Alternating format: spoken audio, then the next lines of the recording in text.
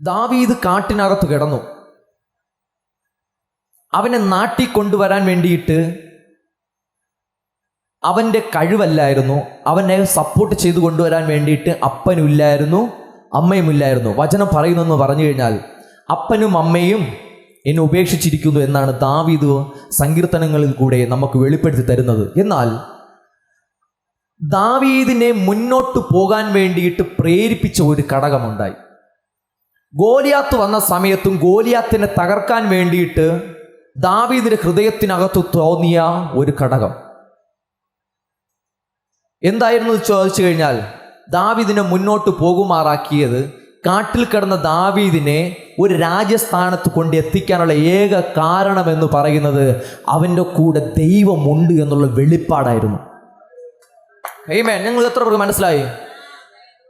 ഈ വിശ്വാസം നമ്മുടെ ഹൃദയത്തിനകത്തുണ്ട്. പക്ഷേ മുന്നോട്ട് ഒരു സ്റ്റെപ്പ് വയ്ക്കുമ്പോൾ നമ്മൾ പതറിപ്പോവുകയാണ്. പക്ഷേ വിശ്വാസം ഹൃദയത്തിനായി അകത്തിരിക്കവയിൽ മുന്നോട്ട് കാൽ വയ്ക്കാൻ വേണ്ടിയിട്ട് ഒരു ധൈര്യം നമുക്കുണ്ടായിരിക്കപ്പെടണം. ഈ കടലിനെ നമ്മൾ എടുക്കപ്പെടുമ്പോൾ, ഈ കടലെന്ന് പറയുന്നത് വലിയൊരു സമുദ്രമാണ്. ഈ ലോകത്തിൽ ഏറ്റവും ഹൈറ്റുള്ള കെട്ടിടമായ ബുർജ് ഖലീഫയെ വെള്ളത്തിൽ കടലിനകത്ത് മുങ്ങിക്കിടക്കാനുള്ള സ്ഥലമുണ്ട്. ഹല്ലേലൂയ. ഞാൻ പറയുന്നതല്ല, ശാസ്ത്രം പറഞ്ഞതാണ്, യൂട്യൂബിലൊക്കെ നോക്കാം. അതുപോലെ തന്നെ ഈ ലോകത്തിലെ ഏറ്റവും ഉയരം കൂടിയ മല എന്ന് പറയുന്നത് എവറസ്റ്റ് കൊടുമുടിയാണ്. ഈ എവറസ്റ്റ് കൊടുമുടിയാണ് ലോകത്തിലെ ഏറ്റവും ഹയസ്റ്റ് കൊടുമുടി എന്ന് പറയുന്നത്. ഈ കൊടുമുടി വരെ ആ കടലിനകത്ത് മുങ്ങിക്കിടക്കാനുള്ള സ്ഥലമുണ്ട്. അതായത് അത്രയ്ക്ക് ആഴമുള്ള ഈ കടലിൻ്റെ നടുവിലാണ് പത്രോസ് നടന്നുപോയത്. അപ്പോൾ ഈ പത്രോസ് നടന്നു പോകാൻ കാണിച്ച ധൈര്യം എന്താണെന്ന് ചോദിച്ചു കഴിഞ്ഞാൽ, ദൈവം കടലിൻ്റെ മീതെ നടന്നു വന്നതുകൊണ്ടും ദൈവം അവൻ്റെ കൂടെ ഉള്ളതുകൊണ്ടും വിശ്വാസമുള്ളത് കൊണ്ടും അതോടൊപ്പം അവന് ധൈര്യം ഉണ്ടായിരുന്നത് കൊണ്ടാണ് അവൻ സ്റ്റെപ്പ് വെച്ച് കടലിൻ്റെ മീതെ നടക്കുവാനായിട്ട് ഇടയായത്. എന്നെ കേൾക്കുന്ന സഹോദരന്മാരെ, ഞാനും ഈ സഭ തുടങ്ങാനായിട്ട് ശുശ്രൂഷ ചെയ്യാൻ വേണ്ടിയിട്ട് മുന്നോട്ട് പോകാനുള്ള ഏക കാരണമെന്ന് പറയുന്നത് ആരൊക്കെ കൂടെ ഉണ്ട് ഇല്ല എന്നുള്ളത് നോക്കിയിട്ടല്ല തുടങ്ങിയത്, മറിച്ച് എന്നോട് കൂടെ ഒരു തമ്പുരാൻ ഉണ്ട് എന്നുള്ള ഉറപ്പ് എനിക്ക് എപ്പോൾ ഉണ്ടായോ അപ്പോഴാണ് ഞാൻ തുടങ്ങപ്പെട്ടത്. എനിക്ക് ഭയങ്കര സുഖ സൗകര്യങ്ങൾ ഉണ്ടായിരുന്ന സമയത്തല്ല ഞാൻ ആരാധന തുടങ്ങിയത്.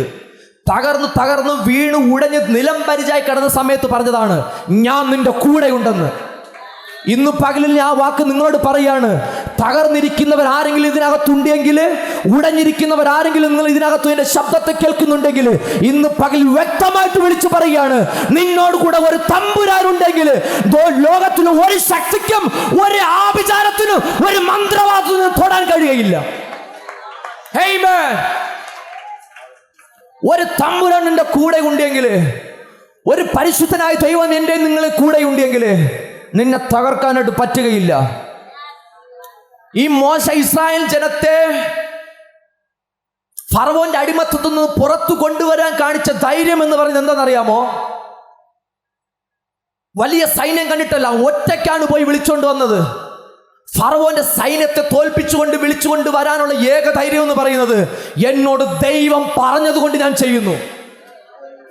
ഇന്നും പകലിൽ നിങ്ങൾ ഈ ജീവിതത്തിൻ്റെ മധ്യ എവിടെയെങ്കിലും പതറിപ്പോയി നിൽക്കുന്ന സാഹചര്യങ്ങളുണ്ടെങ്കിൽ, ഉടഞ്ഞു നിൽക്കുന്ന സാഹചര്യങ്ങളുണ്ടെങ്കിൽ, മുന്നോട്ട് പോകാൻ കഴിയാതെ നിൽക്കുന്ന സാഹചര്യങ്ങൾ നിങ്ങൾ ഇപ്പോഴും അലട്ടുന്നുണ്ടെങ്കിൽ, ഇന്ന് പകൽ വ്യക്തമായിട്ട് പറയുകയാണ്, വിശ്വാസത്തോടുകൂടെ നിങ്ങളുടെ കൂടെ ഒരു ദൈവം നിങ്ങളുടെ കൂടെ ഉണ്ട്. ഒരു ദൈവം നിന്റെ കൂടെ ഉണ്ട്. ഒരു ദൈവം നിന്റെ കൂടെ ഉണ്ട് എന്നുള്ള ഉറപ്പോടുകൂടി പതറി നിൽക്കാതെ മുന്നോട്ട് യാത്ര ചെയ്യുക. നിന്നെ ബലപ്പെടുത്താൻ എൻ്റെ ദൈവത്തിൻ്റെ കരം ബലമേറപ്പെട്ടതാണ്. അത് വിശ്വസിക്കുന്നവരുടെ നല്ലൊരു ഹല്ലേലൂയ പറഞ്ഞാട്ടെ. ഹല്ലേലൂയ.